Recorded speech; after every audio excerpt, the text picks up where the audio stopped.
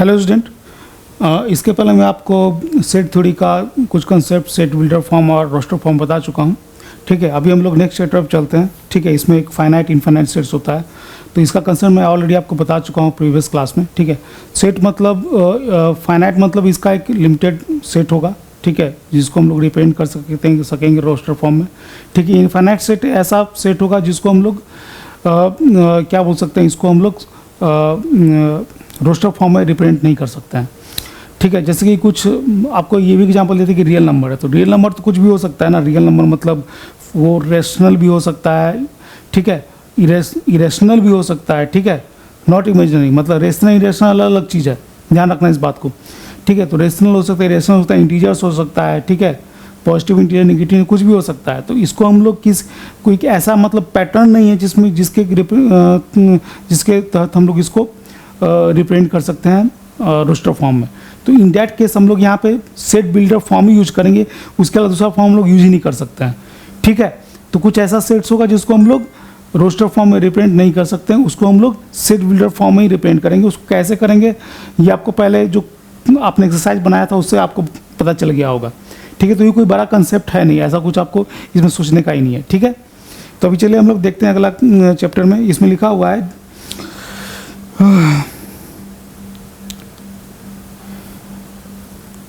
इसमें आपका कंसेप्ट है। ठीक है, एम्प्टी सेट क्या होता है? A set which is empty or consist of a definite number of element is called finite.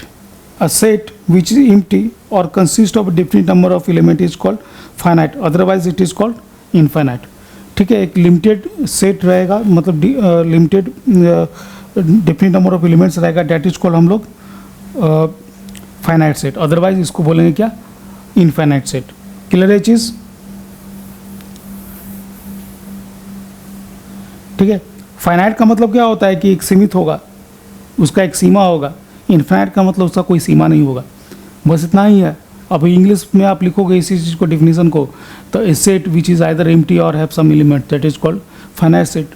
ठीक है, और जो अदरवाइज मतलब क्या, इनफाइनाइट हो गया, कुछ है नहीं इसमें नया, कुछ ऐसा कुछ नया चीज़ है नहीं। क्लियर है ये चीज़?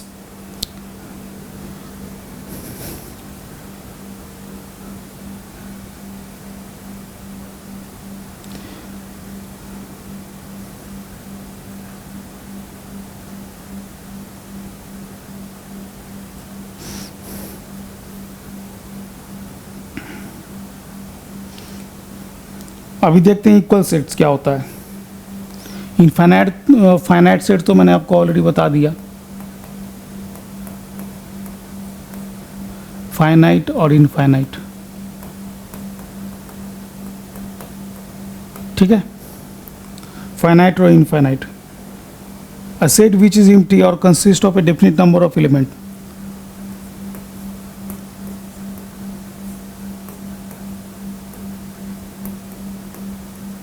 which is empty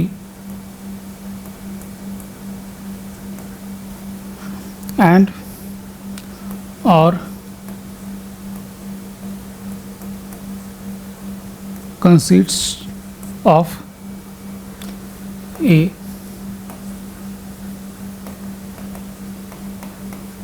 definite number of elements.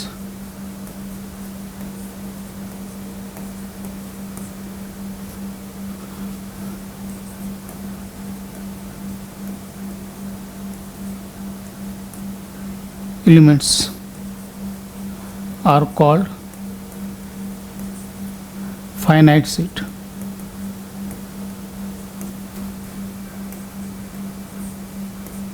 Otherwise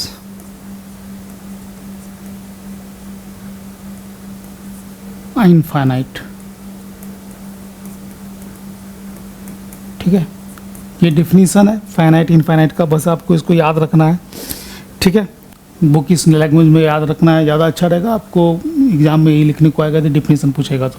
ठीक है, set which is empty or consist of a definite number of elements. ठीक है, कोई भी सेट है उसका जो मतलब एम्प्टी जो सेट होता है, एम्प्टी जो एलिमेंट होता है जिसको हम लोग 5 से रिप्रेजेंट करते हैं, वो उसका एक एलिमेंट होता है। ठीक है, उसका एक सदस्य होता है।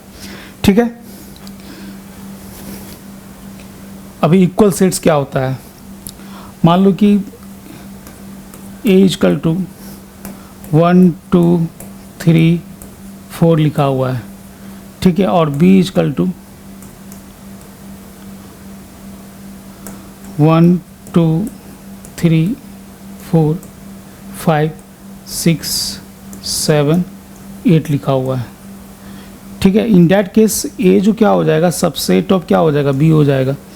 मतलब ए जो है इसके अंदर लाई कर सकता है, मतलब इसको जो है ये पूरे चीज़ को हम लोग ऐसा भी लिख सकते हैं तो चलेगा, कोई दिक्कत नहीं है, ठीक है। मैं इसको अलग से लिख देता हूँ ताकि आपको समझ में आए, ठीक है। ये जो पूरा पोर्शन है, ये वाला जो पूरा पोर्शन है,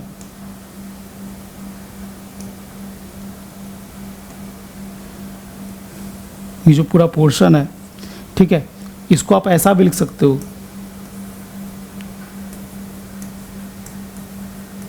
ठीक है। 5 6 7 8, ठीक है। मतलब ए क्या यहाँ पे सबसेट है बी का, क्लियर है ये चीज़। बट यहाँ पे क्या करना है, मुझे इक्वल सेट्स निकालने का, इक्वल बनाने का है।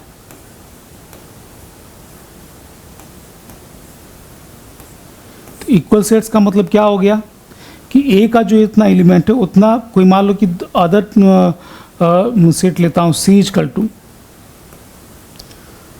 1 2 3 4। तो इन डैट केस क्या हो जाएगा, ए इजकल टू सी हो जाएगा, ठीक है। मतलब ऐसा सिचुएशन कि जब ए इज सबसेट ऑफ सी,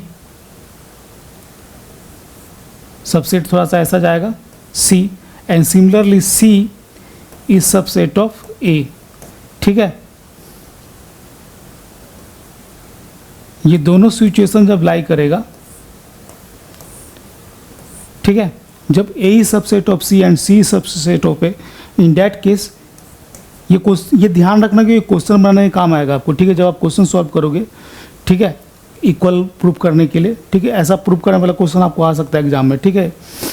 तो in that case A equal to C होगा, क्लियर है बात, ये बात आ गई समझ में, ठीक है। तो इसी को हम लोग क्या बोलते हैं, इक्वल सेट्स बोलते हैं, ठीक है। मतलब each element of A must lie in the each element of B, ठीक है। मतलब जो भी एलिमेंट ए में है वो सेम एलिमेंट जो है सी में भी होना चाहिए, तब हम इसको क्या बोलेंगे, इक्वल सेट्स बोलेंगे, क्लियर है ये चीज़।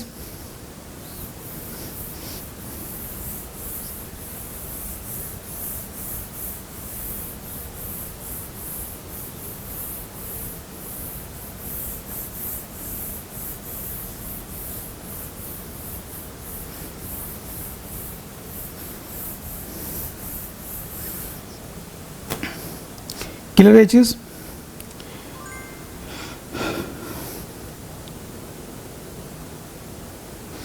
अभी देखो ध्यान से देखना यहाँ पे, जैसे कि मान लो कि कोई तुमको कंफ्यूज करने के लिए ए इजकल टू सपोजेस लिख दिया 1 2 3 4, और बी इजकल टू लिख दिया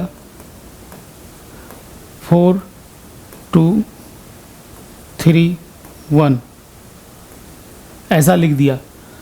तो अभी देखो ये क्या, दोनों इक्वल होगा, ए इजकल टू बी होगा इक्वल, ठीक है। ये दोनों इक्वल होगा या नहीं होगा, ये चीज़ आपको दिमाग लगाना है, ठीक है। तो कैसे पता चलेगा, अभी देखो 1 2 3 4, 1 यहाँ पे एलिमेंट है, ये भी एलिमेंट है, 2 यहाँ पे एलिमेंट है, ये भी यहाँ पे एलिमेंट है, 3 यहाँ पे एलिमेंट है, ये भी यहाँ पे एलिमेंट है, 4 यहाँ पे एलिमेंट है, ये भी यहाँ पे एलिमेंट है। तो आप देख रहे हो कि ईच एलिमेंट ऑफ ए, ठीक है, मुझको मैच कर रहा है एलिमेंट ऑफ बी के साथ। इसका मतलब क्या हुआ कि ए इजकल टू बी हो गया, क्लियर है चीज़, क्लियर है चीज़, ठीक है, ठीक है। चलिए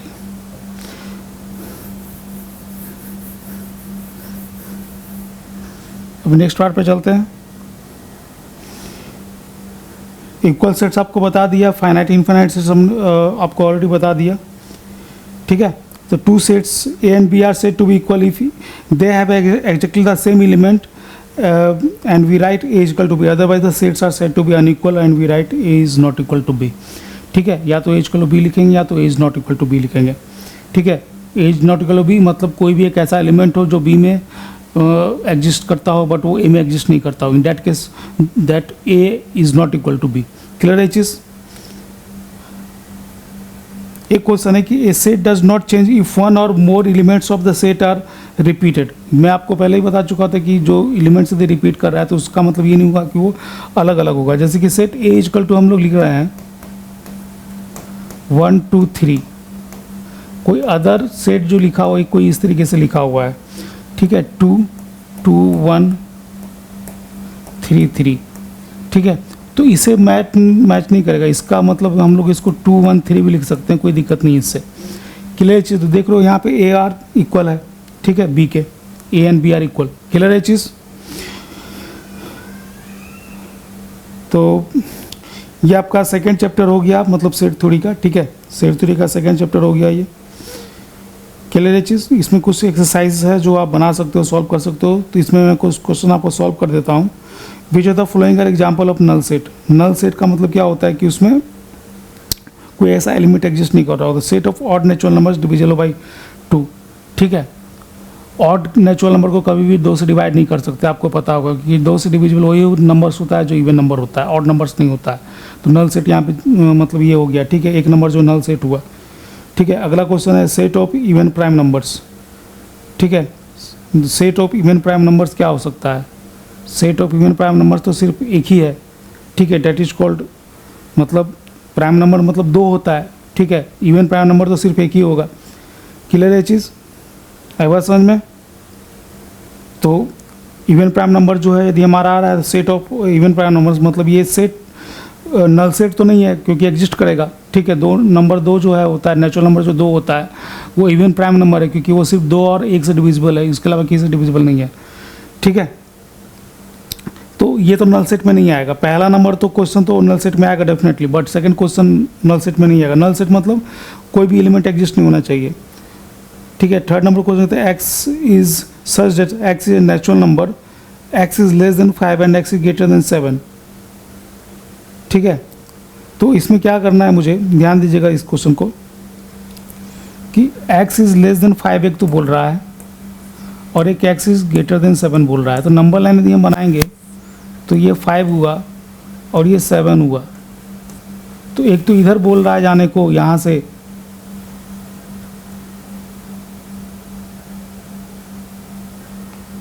और फिर इधर बोल रहा है जाने के, ठीक है। तो ऐसा कोई एलिमेंट इसके बीच में तो एग्जिस्ट करेगा ही नहीं ना, क्योंकि ये मतलब एक लेस देन 5 और ग्रेटर देन 2 है। क्लियर है चीज़।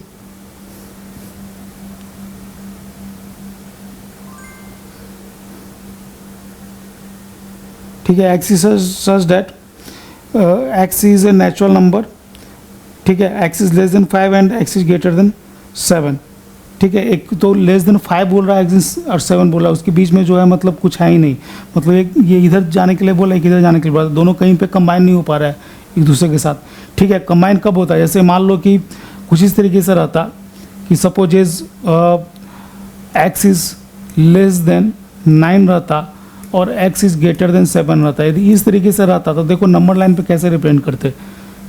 ध्यान से देखना, इस क्वेश्चन को समझना, ये क्वेश्चन थोड़ा ट्रिकी है इसलिए समझना इस चीज़ को,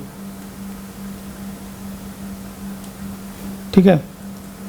ऐसा क्वेश्चन आएगा तो कंफ्यूज नहीं होने का। तो ये 7 हुआ और ये 9 हुआ, तो एक्स इज लेस देन 9 करेंगे तो ये इधर चला जाएगा और एक्स इज ग्रेटर देन 7 करेंगे तो इधर चला जाएगा, ठीक है। तो देखो यहाँ पे कॉमन एरिया आ रहा है ना, ये कॉमन रीजन आ रहा है। कॉमन रीजन मतलब क्या हो गया, 7 के बाद एक 8 होता है, तो यहाँ पे वो नल सेट नहीं हुआ क्योंकि नंबर 8 यहाँ पे एग्जिस्ट करेगा। बट यहाँ पे देखो कि एक लेस देन 5 है और एक ग्रेटर देन 7 है, तो बीच वाला एरिया में कुछ है ही नहीं, इसलिए नल सेट हो गया। क्लियर है चीज़।